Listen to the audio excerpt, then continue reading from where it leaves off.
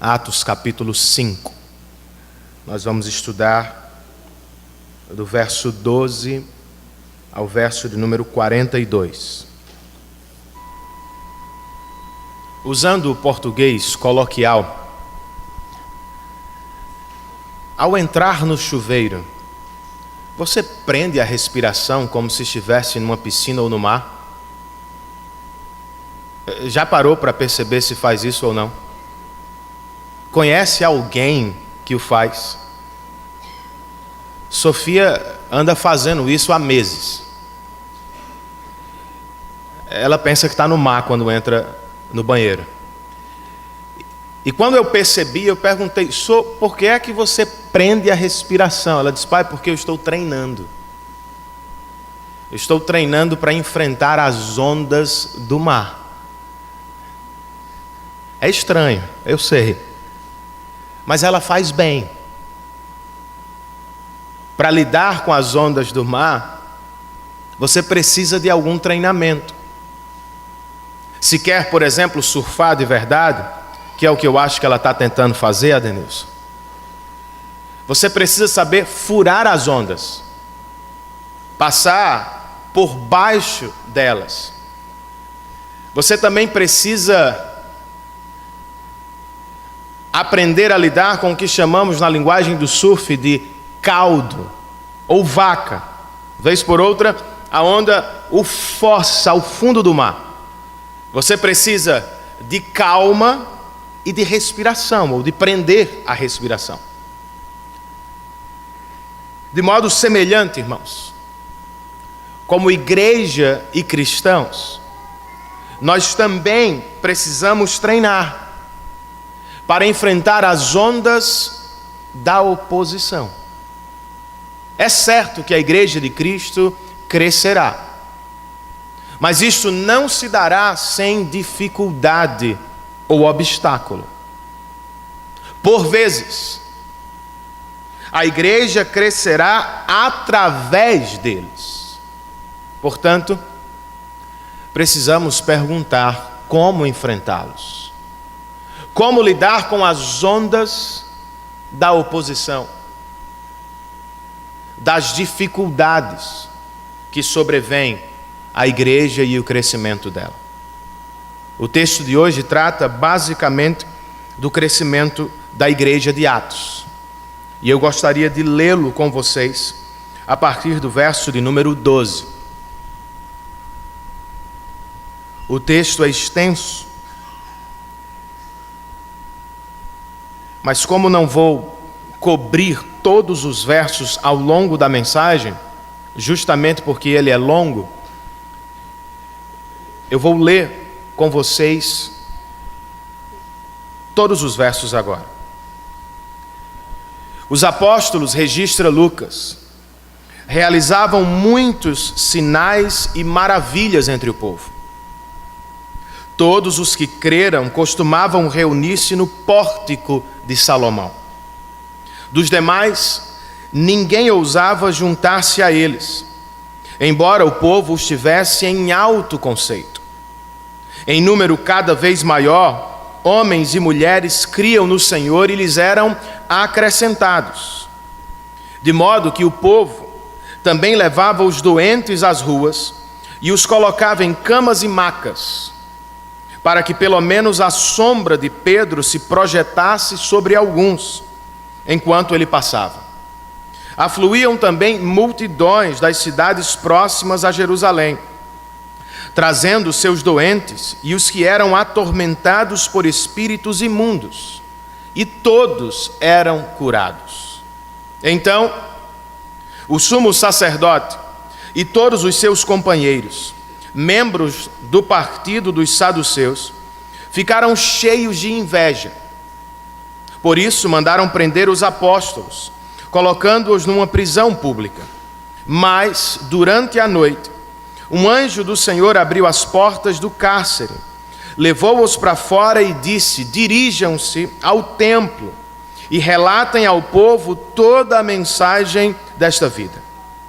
Ao amanhecer, eles entraram no pátio do templo como haviam sido instruídos e começaram a ensinar o povo. Quando chegaram o sumo sacerdote e os seus companheiros, convocaram o sinédrio, toda a assembleia dos líderes religiosos de Israel, e mandaram buscar os apóstolos na prisão. Todavia, ao chegarem à prisão, os guardas não os encontraram ali. Então voltaram e relataram: encontramos a prisão trancada com toda a segurança, com os guardas diante das portas, mas, quando as abrimos, não havia ninguém. Diante desse relato, o capitão da guarda do templo e os chefes dos sacerdotes ficaram perplexos, imaginando o que teria acontecido. Nesse momento, chegou alguém e disse: os homens que os senhores puseram na prisão estão no pátio do templo, ensinando o povo. Então, indo para lá como os guardas, o capitão trouxe os apóstolos, mas agora sem o uso de força, pois temiam que o povo os apedrejasse. Tendo levado os apóstolos, apresentaram-nos ao sinédrio para serem interrogados pelo sumo sacerdote, que lhes disse: demos ordens expressas a vocês para que não ensinassem neste nome. Todavia, vocês encheram Jerusalém com sua doutrina e nos querem tornar culpados do sangue desse homem. Pedro e os outros apóstolos responderam: é preciso obedecer antes a Deus do que aos homens. O Deus dos nossos antepassados ressuscitou a Jesus, a quem os senhores mataram, suspendendo-o no madeiro. Deus o exaltou, colocando-o à sua direita como príncipe e salvador, para dar a Israel arrependimento e perdão de pecados. Nós somos testemunhas destas coisas, bem como o Espírito Santo, que Deus concedeu aos que lhe obedecem. Ouvindo isso, eles ficaram furiosos e queriam matá-los. Mas um fariseu chamado Gamaliel, mestre da lei, respeitado por todo o povo, levantou-se no sinédrio e pediu que os homens fossem retirados por um momento. Então lhes disse: israelitas, considerem cuidadosamente o que pretendem fazer a esses homens. Há algum tempo apareceu Teudas, reivindicando ser alguém, e cerca de 400 homens se juntaram a ele. Ele foi morto, todos os seus seguidores se dispersaram e acabaram em nada. Depois dele, nos dias do recenseamento, apareceu Judas, o galileu, que liderou um grupo em rebelião. Ele também foi morto, e todos os seus seguidores foram dispersos. Portanto, neste caso, eu os aconselho: deixem esses homens em paz e soltem-nos. Se o propósito ou atividade deles for de origem humana, fracassará. Se proceder de Deus, vocês não serão capazes de impedi-los, pois se acharão lutando contra Deus. Eles foram convencidos pelo discurso de Gamaliel. Chamaram os apóstolos e mandaram açoitá-los. Depois, ordenaram-lhes que não falassem no nome de Jesus e os deixaram sair em liberdade. Os apóstolos saíram do sinédrio, alegres por terem sido considerados dignos de serem humilhados por causa do nome. Todos os dias, no templo e de casa em casa, não deixavam de ensinar e de proclamar que Jesus é o Cristo de Deus. Vamos orar? Senhor, eu quero te dar graças por este dia que se chama pelo teu nome.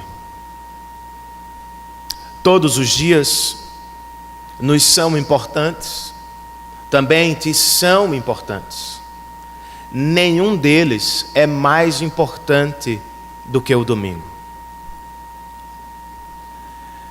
Pela clara razão do ajuntamento cristão.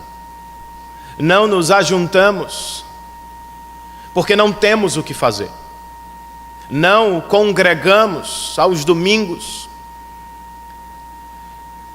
porque é mera tradição de nossa família. O fazemos em obediência à tua palavra. Trata-se de um mandamento teu. separar um dia para a adoração coletiva, para o descanso do corpo, mas também para o descanso da alma. Os outros são importantes, mas este é o dia que regula e que pode abençoar todos os demais. Dá que assim seja outra vez. Que o Senhor nos renove, nos fortaleça, nos desperte, nos confronte e nos anime através de Tua palavra neste dia. Pedimos que sejamos todos assistidos pelo Teu Espírito, que não seja agora apenas uma troca de informação, mas que, como os Teus servos do passado diziam, que este momento se materialize em um encontro com o Senhor nos nossos corações. Alcança-nos por meio da Tua palavra, Senhor. Transforma-nos e encoraja-nos através da presença do Teu Espírito.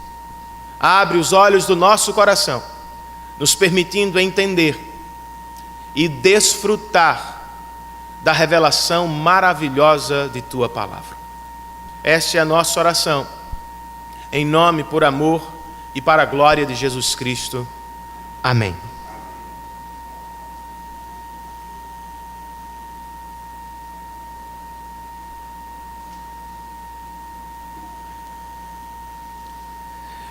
Entre os capítulos 3 e 7 de Atos dos Apóstolos, a igreja tem de lidar com 3 ondas de perseguição. A primeira delas é a onda que vem pelo braço do Estado religioso de Israel. A segunda é a onda da hipocrisia, o que estudamos semana passada. A terceira é a onda da distração, o que veremos no texto da semana seguinte, especialmente quando Satanás tenta distrair os apóstolos ou os líderes da igreja. Por agora, o que vemos no texto de hoje é uma segunda onda da mesma oposição do Estado religioso de Israel. Por assim dizer, a igreja não está aqui enfrentando uma nova onda, está enfrentando outra onda da mesma série, que vem para proibir a pregação do Evangelho e limitar o crescimento da igreja. Por assim dizer, ao início do capítulo 4, a igreja furou a primeira onda. Mas ao final do capítulo 5, ela está outra vez diante de uma onda gigantesca e pesada. Ela sairá do outro lado, vencerá a arrebentação das ondas do Estado religioso de Israel? Certamente. A igreja do Senhor, através dos tempos, vencerá. Ela crescerá pela presença do Espírito e para a glória de Cristo Jesus. A pergunta que precisamos fazer ao texto é: como a igreja crescerá?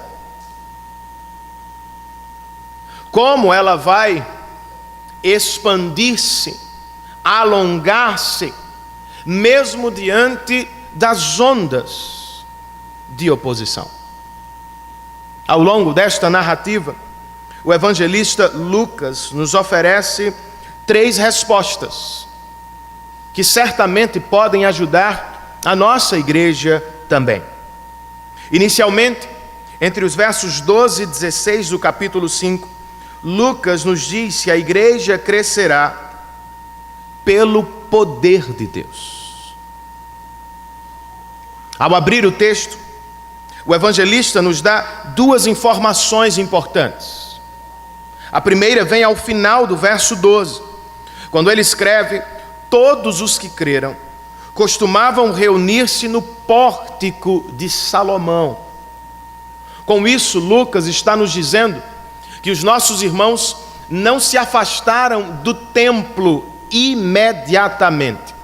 Eles não rejeitaram a religião institucional de Israel. Eles foram obrigados pela própria religião, mas não foi escolha deliberada e inicial deles. Eles não eram, como vez por outra ouvimos, contra a religião institucional. Eles foram empurrados para longe dela.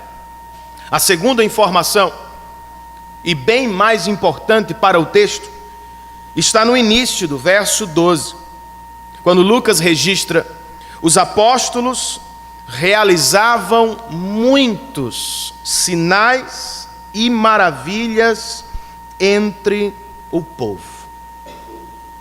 O que significa, irmãos, que a cura do aleijado do capítulo 3 não foi única. O que significa também que a oração do capítulo 4, ó Deus soberano, estende a tua mão para curar e realizar sinais e maravilhas entre nós, foi atendida de fato. Trata-se, portanto, da presença imediata do poder de Deus.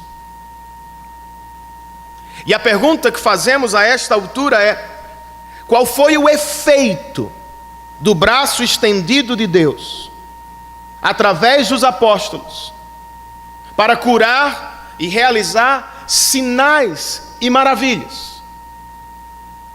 Há no texto um efeito duplo. O verso 13 nos diz: dos demais, ninguém ousava juntar-se a eles, embora o povo estivesse em alto conceito. As pessoas admiravam os cristãos, os tinham em alto conceito, mas não ousavam se aproximar.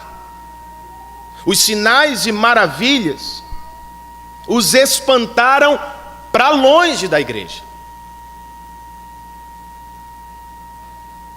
Curiosamente, o verso 14 registra: em número cada vez maior, homens e mulheres criam no Senhor e lhes eram acrescentados. Por um lado, Lucas está dizendo: os sinais e maravilhas afastaram pessoas. Por outro, os mesmos sinais e maravilhas atraíram pessoas. É um efeito duplo do poder de Deus no meio da igreja. Era algo extraordinário que encantava alguns, mas era algo assustador que afastava outros. Verso 15: de modo que o povo também levava os doentes às ruas e os colocava em camas e macas, para que pelo menos a sombra de Pedro se projetasse sobre eles.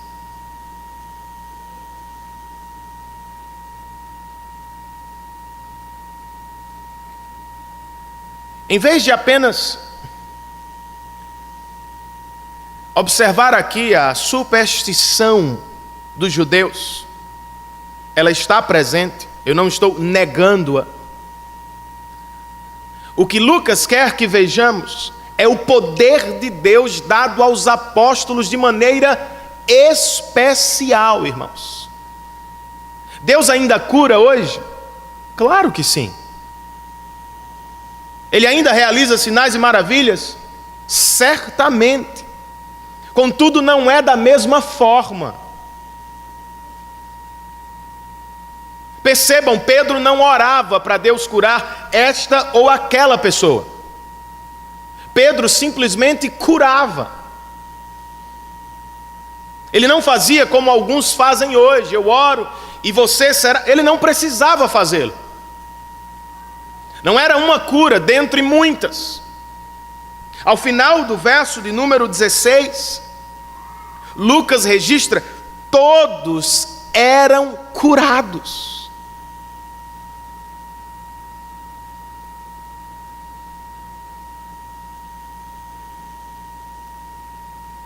Para autenticar o ministério apostólico, Deus deu a eles e a mais ninguém o que nós chamamos de dom da cura. Deus ainda realiza curas, Deus ainda responde às orações, mas Ele não faz como fez aqui.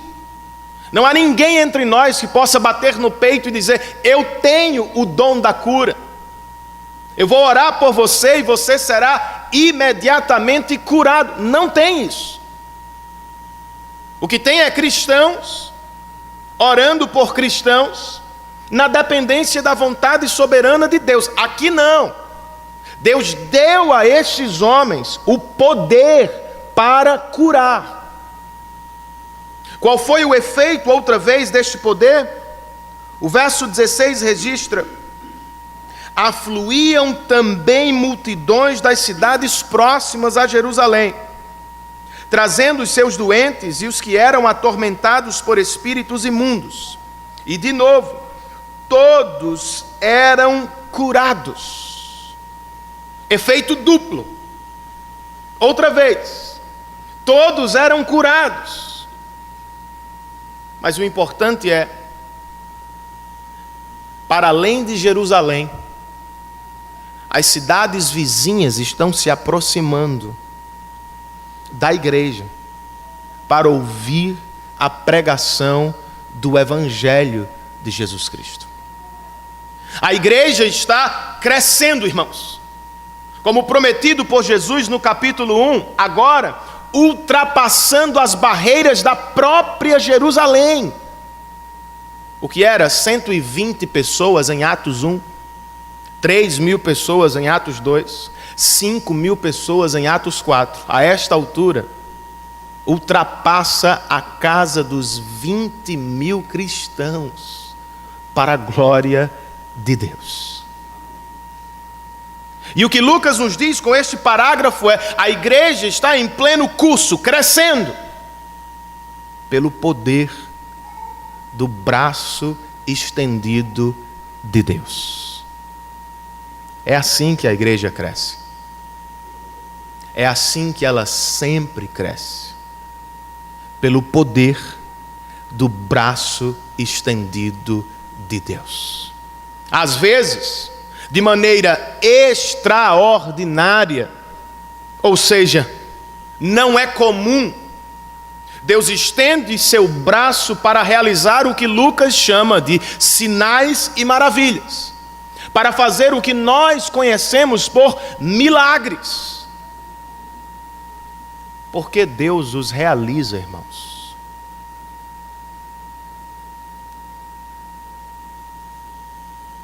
Eu acho que as próprias palavras escolhidas por Lucas nos servem de respostas. Milagres são maravilhas. Carregam o poder de espantar, assustar, despertar, chamar a atenção e curiosidade das pessoas para Deus.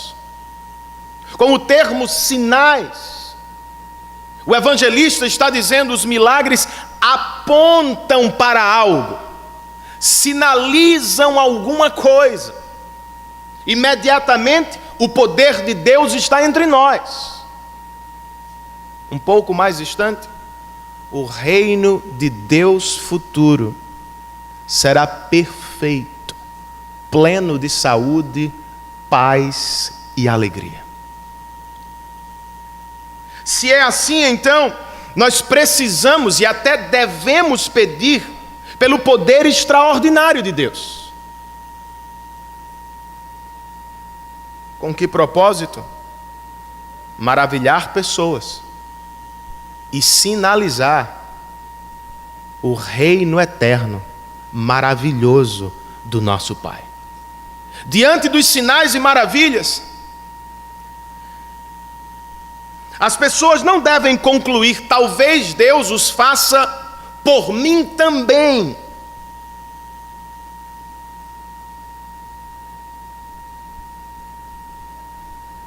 é muito melhor do que isso, irmãos. As boas notícias do Evangelho não se resumem a curas físicas passageiras do corpo. Diante dos extraordinários milagres de Deus, nós precisamos concluir: por causa de Cristo, Deus os fará por mim eternamente. Ainda que não seja curado agora, ainda que tenha que enfrentar a morte hoje, a questão não é se ele faz hoje ou amanhã, a questão é em Cristo. Deus fez o que ele precisava fazer, a fim de nos livrar da maldade, do pecado, das doenças e das dores, e isto eternamente com o nosso Pai. Agora, de maneira ordinária, e me entenda por comum, regular, Deus estende seu braço muito mais para manifestar seu poder através da pregação do Evangelho. Leia o livro de Atos e você vai chegar a esta conclusão também. Vez por outra, Pedro está curando e realizando sinais. Quase sempre está pregando o Evangelho. Desde o início do texto, Lucas nos apresenta Pedro como um pregador. Ele pregou na casa, pregou no templo, pregou na prisão, pregou de novo fora, está pregando agora no templo. Ele é um homem de pregação.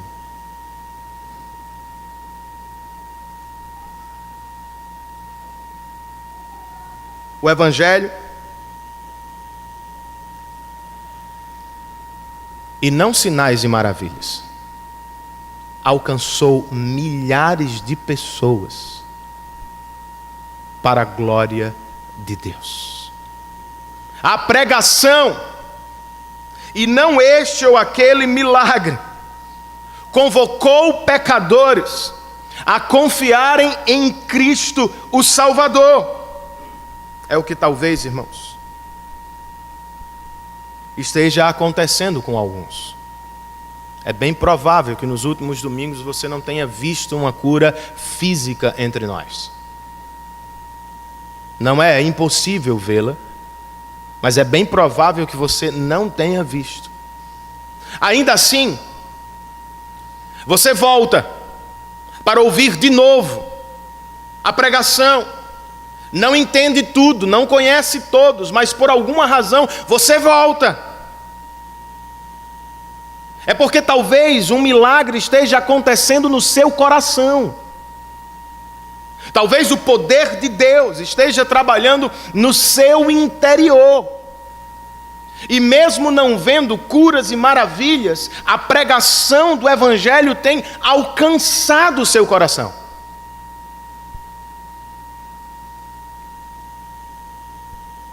Se está vendo o poder de Deus, ou sentindo-o no coração, não ouse não ousar. Vocês viram o que aconteceu às pessoas que ouviram o Evangelho?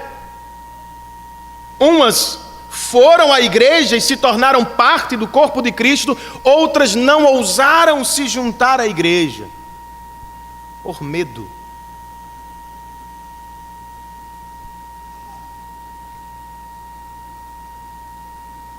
Será que é assim que você se encontra entre nós? Não ousando ousar? Bri é um cavalo falante que foi preso e se tornou escravo. Depois de anos de escravidão, ele conseguiu a liberdade e está voltando às terras livres de Nárnia. Antes, porém, de entrar, ele precisa se deparar com o grande leão Aslan, que representa o próprio Cristo. De repente ele vê um enorme leão saltando um alto muro. Imediatamente ele foge do leão. Ele corre para longe do leão, sentindo pavor, medo. Ele sabe que aquele é o leão. Aslan, carinhosamente, como talvez Cristo esteja fazendo com você, lhe diz: Bri, meu pobre, orgulhoso e assustado cavalo, aproxime-se, toque-me, não ouse, não ousar se aproximar. Por que você não faz isso hoje? Porque você também não ousa se aproximar. Eu sei, ele parece grande demais às vezes. Eu sei, você se sente indigno, miserável, pecador. Eu sei, você acha que tem que fazer alguma coisa por ele. Conversava com alguém ao gabinete durante a semana, quando de repente ele me perguntou: Renan, o que devo fazer para ser salvo? Eu disse: nada.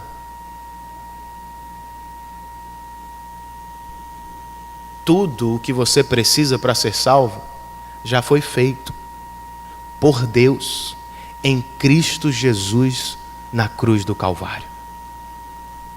Abra a mão e receba. Para usar a linguagem de Nárnia, estenda o braço e toque. Ele abrirá as portas do reino celestial para você. Por isso, ouse se aproximar dele nesta manhã. Ele morreu por pecadores. E ele é a porta que nos leva ao reino de Deus. Como é que a igreja cresce, irmãos?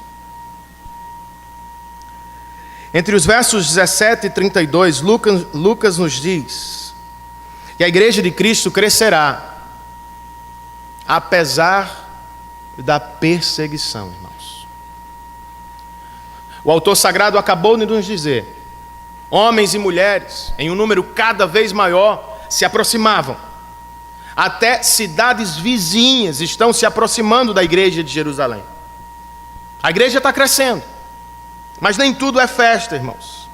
Nem todos estão felizes. Verso 17, Lucas escreve: o sumo sacerdote e todos os seus companheiros, membros do partido dos saduceus, ficaram cheios de inveja. Ficaram com inveja do crescimento da igreja. Por isso, mandaram prender os apóstolos, colocando-os numa prisão pública. O evangelho perderá? A igreja deixará de crescer agora por causa do partido dos saduceus? Os apóstolos de fato estão presos. Mas Lucas continua no verso 19, irmãos. Durante a noite, um anjo do Senhor abriu as portas do cárcere, levou-os para fora e disse: dirijam-se ao templo e relatem ao povo toda a mensagem desta vida. Os mais céticos, é curioso, mas há cristãos céticos, vão dizer que se trata de um carcereiro simpático à fé, que depois de um tempo foi visto como um anjo. Não era de verdade.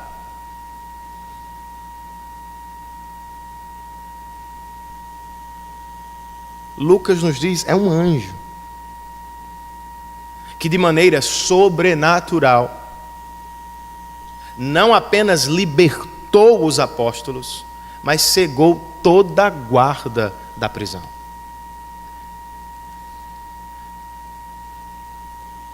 Contudo, a identidade deste anjo não é tão importante.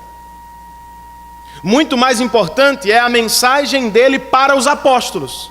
Vocês anotaram? O anjo não disse: agora que estão em liberdade, fujam para a Galileia. Agora que as portas estão abertas, se escondam dos religiosos judeus. Comprem uma passagem e vão para o país X, que é livre. Não. Voltem ao templo, ao lugar de onde vocês vieram, e façam o que vocês estavam fazendo. Anunciem ao povo a mensagem desta vida. A questão não é segurança na vida. A questão é apresentar Cristo como o único caminho à verdadeira vida, irmãos. Foi o que fizeram. O verso 21 nos diz que eles entraram no pátio e, como haviam sido instruídos, começaram a ensinar o povo. Quando tomaram conhecimento, os líderes religiosos ficaram perplexos. Registra o verso 24. E depois, os mesmos prenderam os apóstolos e os levaram diante do Senado para um interrogatório. É o segundo já. E olha o que o sumo sacerdote diz aos apóstolos. Verso de número 28. Demos ordens expressas a vocês, para que não ensinassem neste nome. Vocês foram proibidos de pregar. Todavia, vocês não apenas pregaram no templo, vocês encheram Jerusalém com sua doutrina.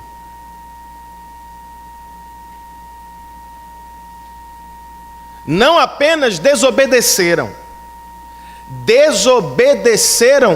em larga escala.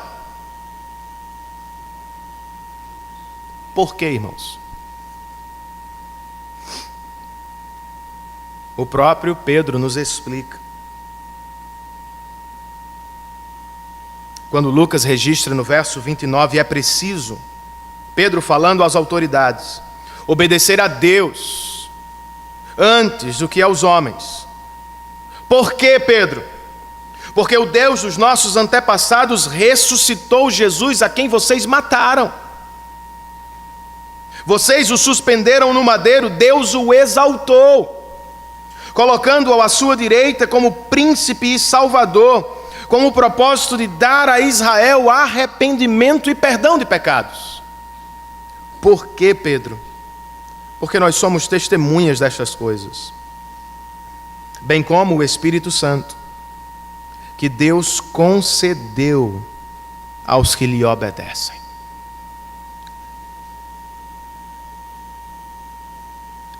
Eles desobedeceram aos homens, não porque os odiavam, irmãos. É bem o contrário. Eles desobedeceram aos homens, obedecendo ao anjo e a Cristo antes deles. Pregaram o evangelho e encheram Jerusalém com a mensagem, justamente porque amavam os homens. Desejavam a salvação deles. Por isso, desobedeceram às autoridades e obedeceram a Deus. Quando foi a última vez que você desobedeceu às autoridades? Talvez ontem, mas talvez não tenha sido por causa do Evangelho. Que coisa estranha, o Evangelho nos manda desobedecer às autoridades? Sim e não. O Dr. John Stott escreve: os cristãos são chamados para obedecer às autoridades humanas. Mas se elas erroneamente empregam o poder que Deus lhes concedeu, ordenando o que Ele proíbe e proibindo o que Ele ordena, o dever dos cristãos é desobedecer às autoridades humanas, a fim de obedecer à autoridade de Deus. Não é esse o caso. Vocês estão proibidos de pregar. Mas o anjo do Senhor acabou de dizer: preguem. O próprio Cristo os comissionou no capítulo 1: preguem.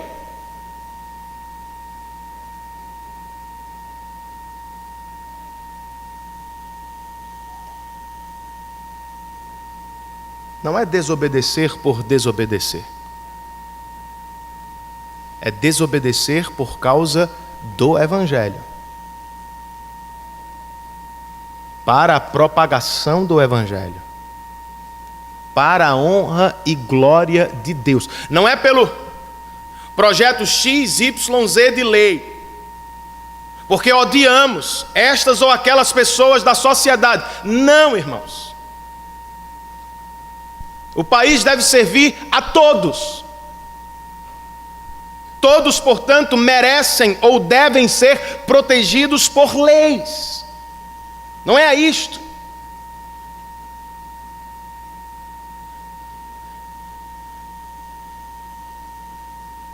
O caso aqui é evangelho. Vocês não podem pregar, nós vamos pregar. Por quê, irmãos? A propósito, qual deve ser nossa pregação e por quê devemos orar pelo crescimento da nossa igreja? A reclamação do sumo sacerdote é uma excelente resposta. Vocês encheram Jerusalém com o Evangelho. Esta é a única razão pela qual deveríamos orar por crescimento.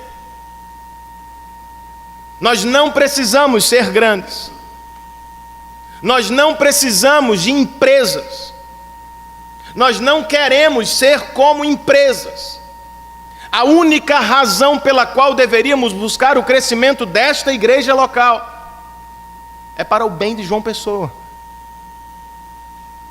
a fim de que o Evangelho alcance os 4 cantos da nossa cidade, irmãos.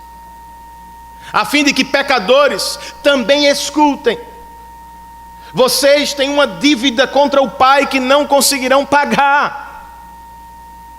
Mas também tem um Salvador que resolveu pagá-la de graça por vocês na cruz do Calvário.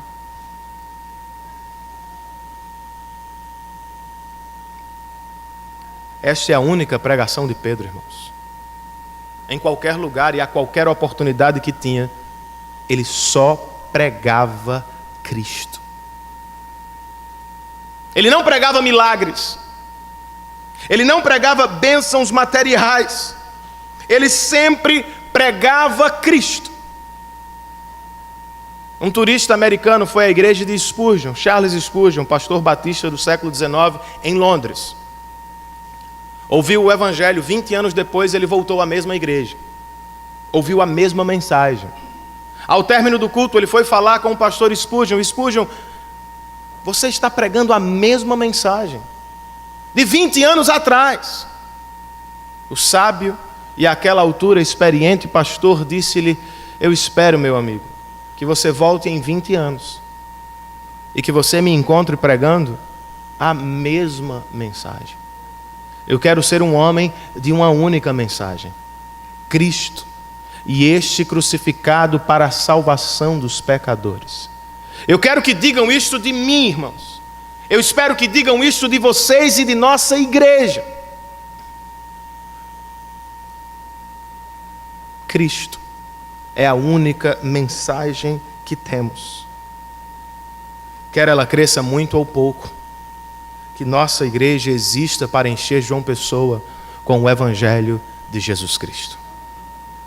Mas e se, pela providência dele, ele resolver nos deixar crescer? E se, de maneira particular, ele permitir o crescimento da sua empresa?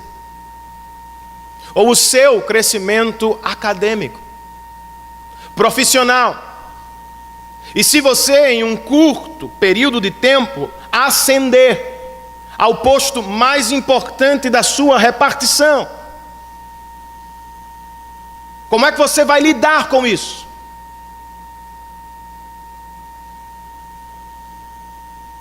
O crescimento é um perigo, irmãos. Para os que o têm e para aqueles que o desejam mais do que tudo. Para os que o têm, o crescimento é perigoso por causa do orgulho. Para os que o querem, ele é extremamente perigoso por causa da inveja. Como nós observamos no texto. Como lidamos com os dois perigos? Um só remédio é a mesma cura para os dois problemas. Grandeza de Deus. Ao se tornar grande, ao se perceber grande, ao ser visto por outros como grande, nunca bata no peito e diga: fui eu. Foi a minha força, foi a minha inteligência, foi o meu estudo, foi a minha dedicação. Foi não, meu irmão. Tem gente que estuda mais do que você. Tem gente que sabe muito mais do que você. Tem gente que trabalha 24 horas por dia. Você está onde está pela graça de Deus. Você não é grande. Deus é grande e gracioso para com os seus. Se você não cresceu, mas ambiciona o crescimento, tenha cuidado. Por que crescer? Por que ser o mais importante? Por que ser o maior? Por que ser visto? Por que ser aplaudido? Não fomos feitos para isso. Não tem ninguém no mundo feito para a visibilidade que Neymar tem, por exemplo. Aquilo é doentio, irmãos. Ninguém consegue ser o centro de milhares de pessoas. Nós não fomos feitos para isso. Não precisamos ser grandes. Não devemos ambicionar esta grandeza. Se você é cristão, alegre-se. Você serve a um Deus grande. Você é parte de algo grande. Se a nossa igreja vai alcançar milhares de milhares, pouco me importa.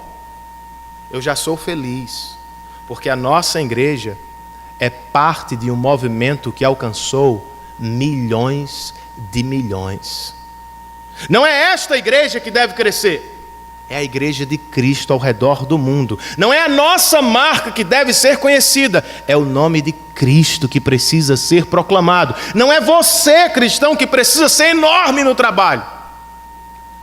É o seu Deus, que através de você pode ser conhecido e desejado nos corações dos seus colegas. A grandeza de Deus, irmãos. Para terminar, e como diz meu sobrinho que está aqui, quando eu digo isso eu ainda tenho 30 minutos, né, Biel? Eu acho que hoje é bem o caso. Mas como está muito frio, vocês aguentam. Entre os versos 33 e 42, Lucas nos diz que a igreja crescerá através da perseverança, irmãos. Depois do breve sermão de Pedro,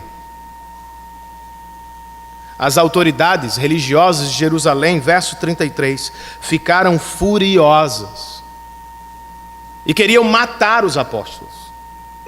Não o fizeram, porque de acordo com Lucas, um fariseu chamado Gamaliel, mestre da lei, respeitado por todo o povo, levantou-se no sinédrio, no Senado de Israel, para interceder pelos apóstolos.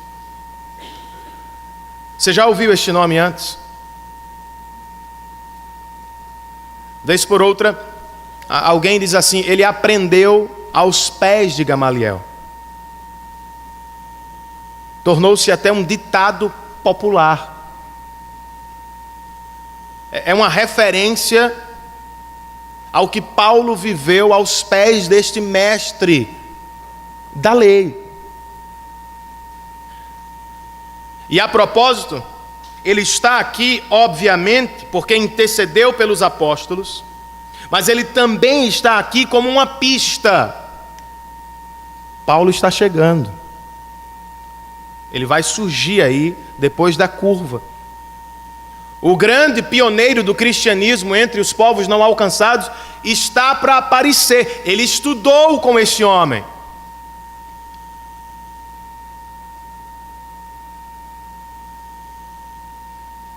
Ele está aqui muito mais pela intercessão que faz pelos apóstolos.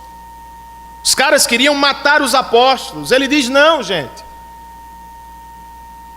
Já vivemos coisas parecidas antes. Um tal de Teudas fez a mesma coisa. Um Judas da Galileia também fez. Se levantaram, arrebanharam, morreram e seus seguidores desapareceram. Qual é o meu conselho para vocês? Verso 38. Deixem esses homens em paz e soltem-nos. Se o propósito ou atividade deles for de origem humana, fracassará.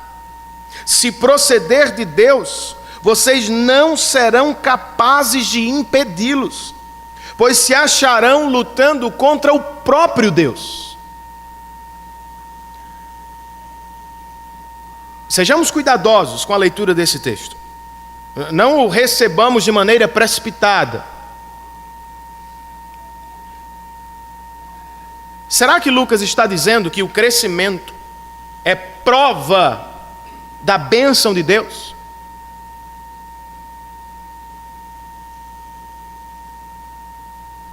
Será que é assim que devemos avaliar alguns movimentos do segmento dito evangélico? Que prosperam numericamente.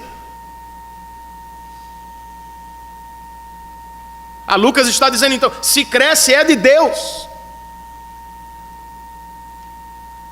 Outra vez eu cito o Dr. John Stott, que sabiamente escreve: não devemos nos precipitar em conceder a Gamaliel o crédito de ter pronunciado um princípio absoluto. É verdade que no final das contas o que vem de Deus triunfará, e o que é meramente humano perecerá. Todavia, a curto prazo, planos concebidos de acordo com a vontade de Deus às vezes fracassam, e planos humanos obtêm sucesso. Por isso, o conselho de Gamaliel não é um princípio confiável para verificar se algo vem ou não de Deus. Não é porque cresceu que é de Deus.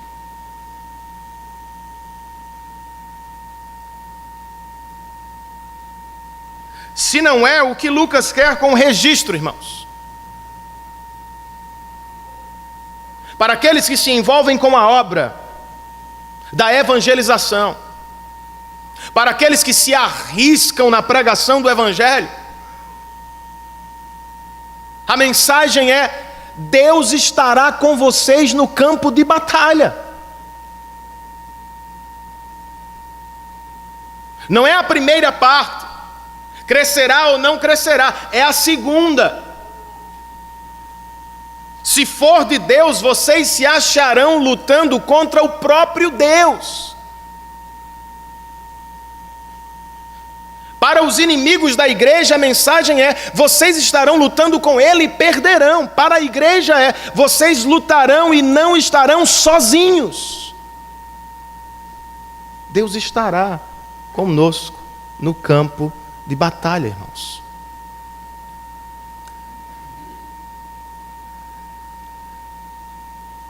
Ao ouvir o conselho de Gamaliel, Lucas nos diz que eles, os líderes, foram convencidos. Verso 40. Chamaram os apóstolos e mandaram açoitá-los. Os famosos 30, 40 menos 1 de Paulo. 39 açoites, cordas de couro com pedaços de osso ou metal à ponta. Dilacerava deixando alguns com órgãos expostos. Não morreram, mas apanharam para lá. Depois, ordenaram-lhes que não falassem no nome de Jesus. Fiquem em silêncio, senão vocês vão sofrer mais. Liberdade concedida. Qual foi a reação dos apóstolos, irmãos? Os apóstolos saíram do sinédrio alegres.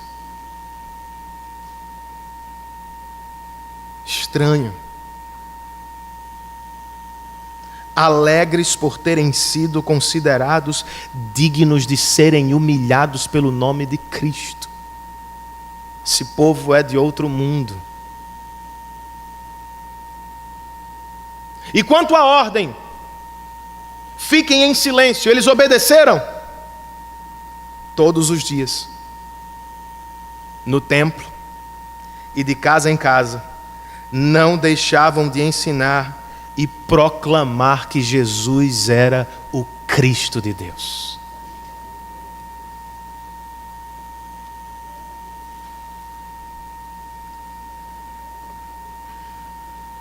A pergunta prática é: vamos perseverar com eles, como eles, pregando o Evangelho, apesar das circunstâncias?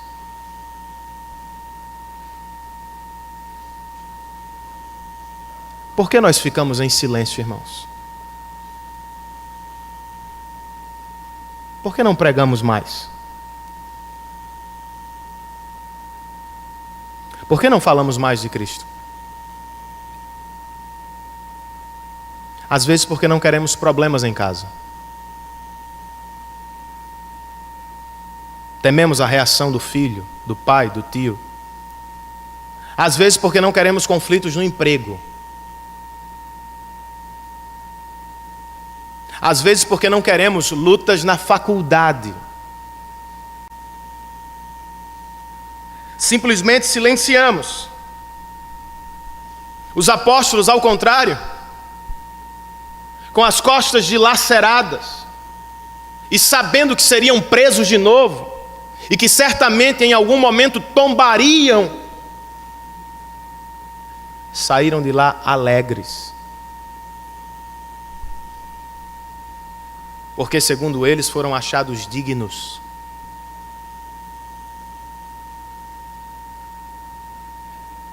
De serem humilhados por Cristo. Eu acho que esta é a questão. Alegria. A sua está neste mundo ou na glória? Na aceitação dos homens ou na obra de Cristo? No conforto desta vida passageira ou na esperança do porvir?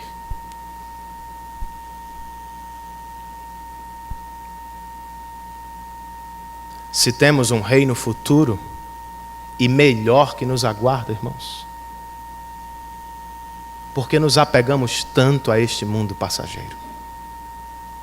Se Deus nos aprovou em Cristo e por causa dele, por que tememos tanto os homens e o que eles têm a dizer? Se viveremos para sempre na glória do Pai, e se temos acesso a ela imediatamente, por que adoramos tantos confortos desta vida? A questão é a alegria, irmãos. Onde está a sua?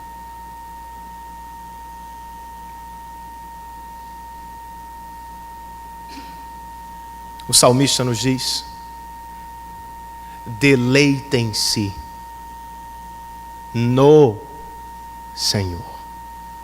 Eu acho que a preposição locativa é de extrema importância. Na verdade, as pequenas palavras ou vocábulos geralmente são muito importantes e nós não damos o devido valor a eles. Por exemplo, a conjunção adversativa mais é uma das palavras mais importantes da vida, da Bíblia. A preposição locativa do salmista também. Alegrem-se não nas dádivas do Senhor. Alegrem-se não na vida fácil e tranquila à beira da praia. Alegrem-se não na saúde, não na longevidade, não no conforto, não na segurança. Alegrem-se no próprio Deus. Os nossos irmãos estão alegres, não porque apanharam, não porque vão apanhar, não porque morrerão. Eles estão alegres porque experimentam, caminham, vivem no próprio Deus, irmãos.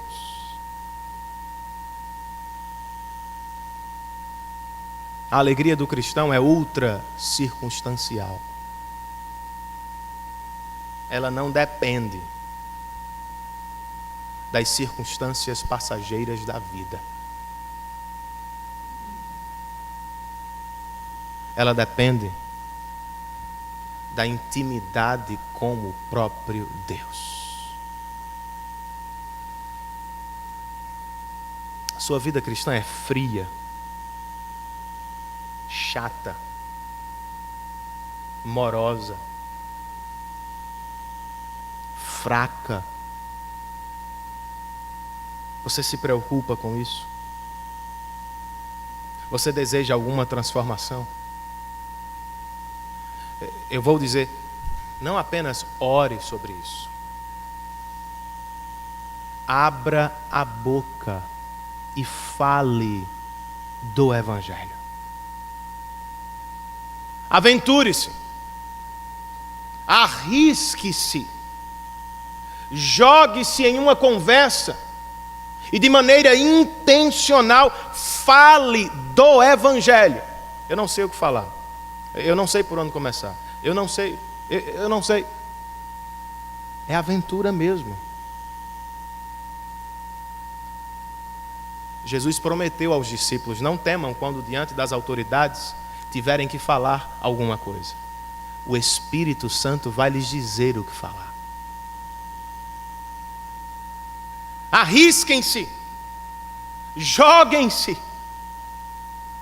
vivam de maneira aventureira, não apenas descendo de uma montanha, passando por cima de uma corda. Isso é legal, mas não salva nem o besouro.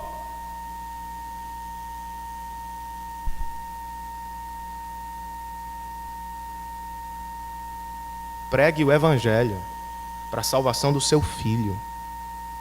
Pregue o Evangelho para a salvação do seu esposo. Pregue o Evangelho para a salvação do colega de trabalho. Mas eu não fui para o seminário, Renan. Eu não fui ao projeto missionário. Eu não fiz o curso de evangelismo. Eles não fizeram nada disso, irmãos.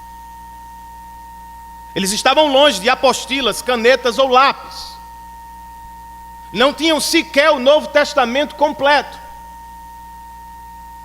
Não era um compromisso semanal, não era uma metodologia, não tinha data específica. Eles eram testemunhas de Cristo. Eles estavam com Cristo. E por isso transbordavam de Cristo para as pessoas. Nós vivemos isso toda segunda. Toda segunda a gente vive isso. Quando volta ao trabalho, todos nós aqui transbordamos de alguma coisa. Ou falamos do futebol, ou falamos da praia, ou falamos da viagem, ou falamos do cinema, ou falamos do descanso. Nós sempre falamos alguma coisa. Em um sentido, estamos transbordando do que vivemos no final de semana. Por que não transbordamos do Evangelho, irmãos?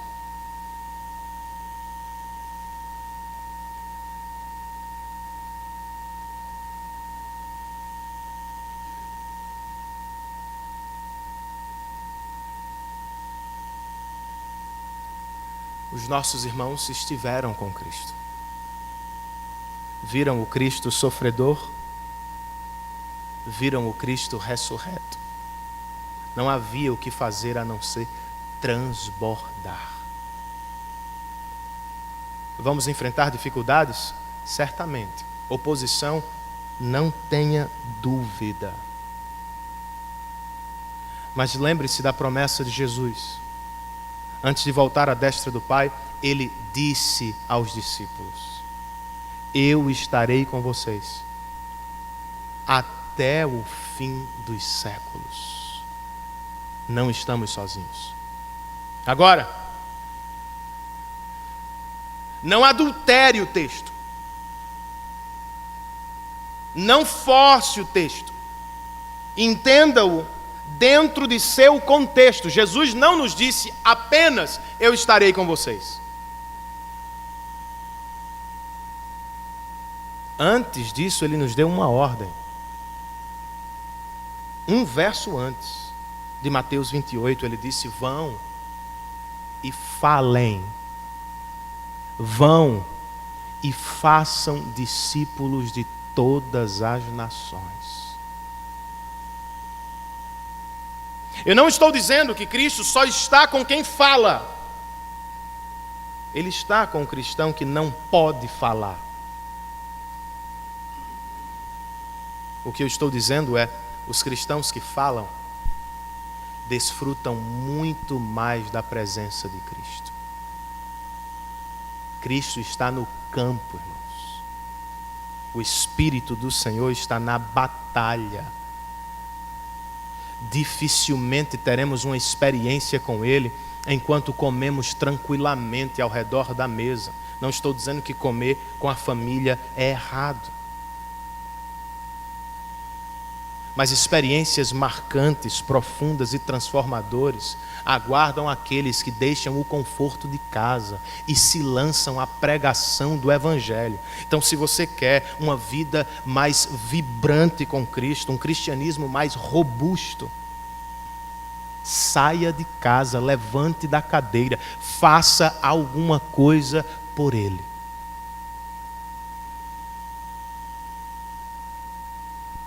Se não, você entrará e sairá de anos.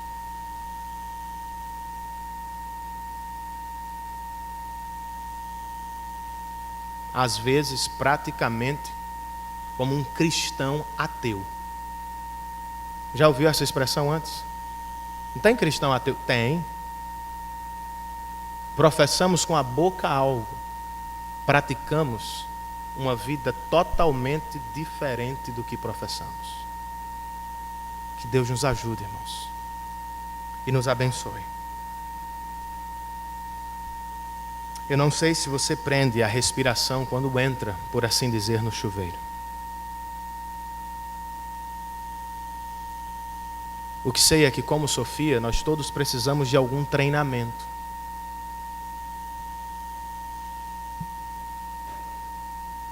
Embora saibamos que a Igreja de Cristo crescerá, nós também sabemos que não será sem dificuldade.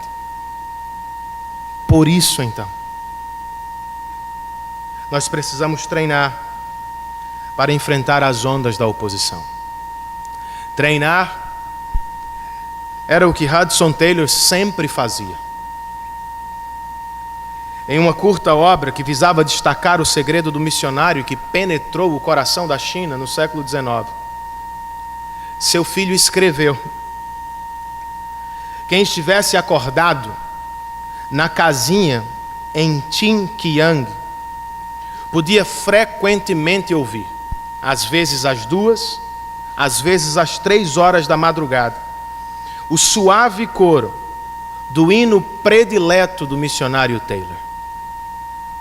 Jesus era o hino: eu repouso em ti, que és o meu gozo pleno. Hudson havia aprendido que para ele só uma vida era possível.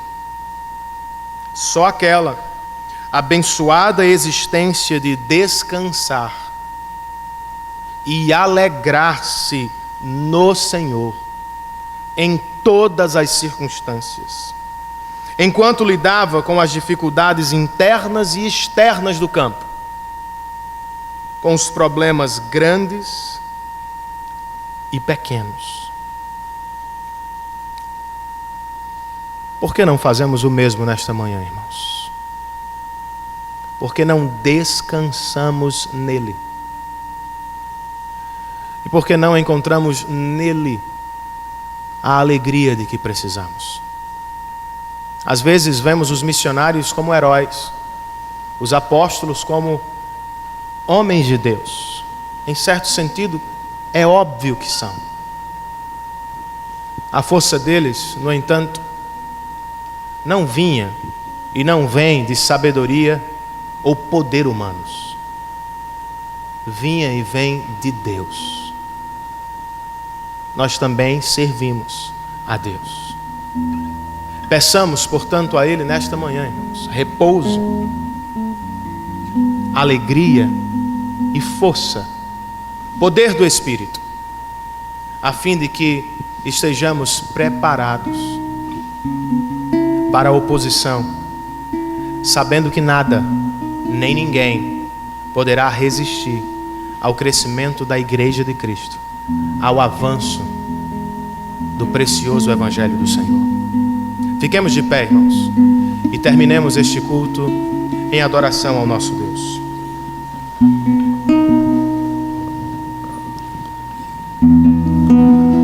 Cremos no Pai nosso Senhor, cremos em Cristo nosso Redentor, cremos no Espírito Santo, nosso Consolador.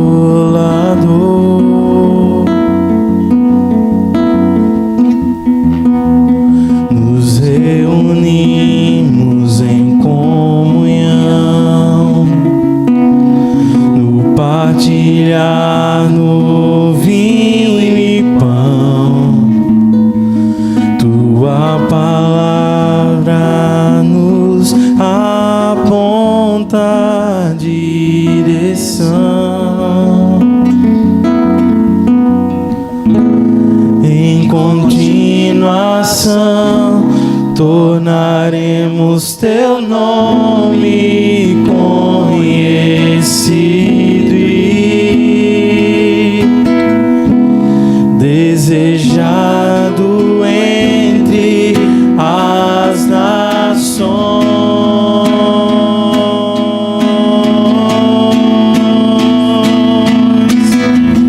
O justo em carne se fez nosso sacrifício.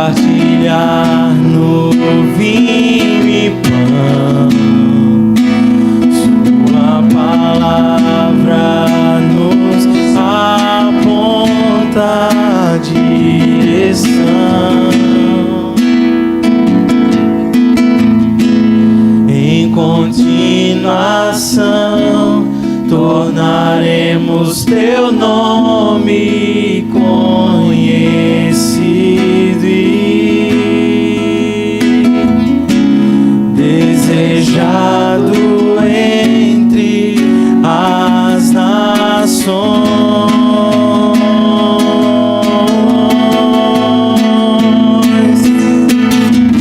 O justo em carne se fez nosso sacrifício,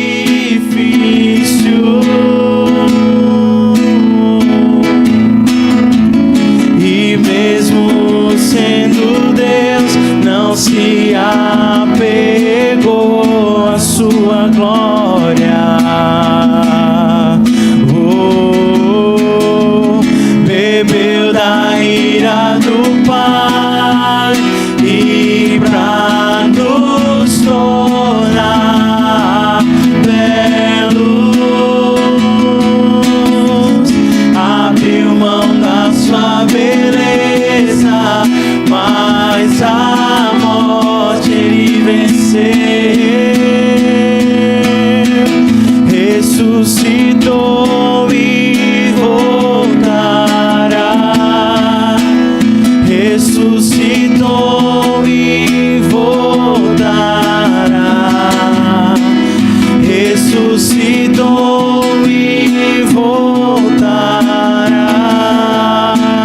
ressuscitou e voltará. Aleluia.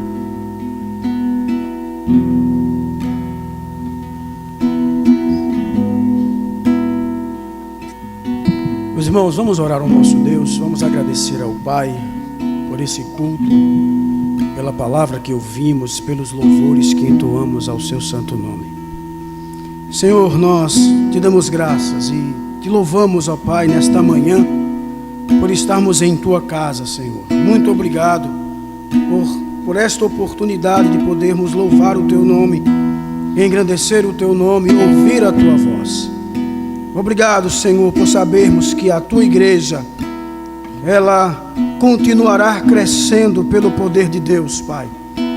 Por sabermos, Senhor, que a tua igreja, em meio às perseguições, ela continuará crescendo para a glória do teu santo nome. Como também, Senhor, ela irá galgar a caminhada, Senhor, na perseverança no Senhor. Por isso, ó Deus, nós te pedimos nesta manhã ajuda, graça, força, no nome do teu Filho Jesus Cristo, Pai.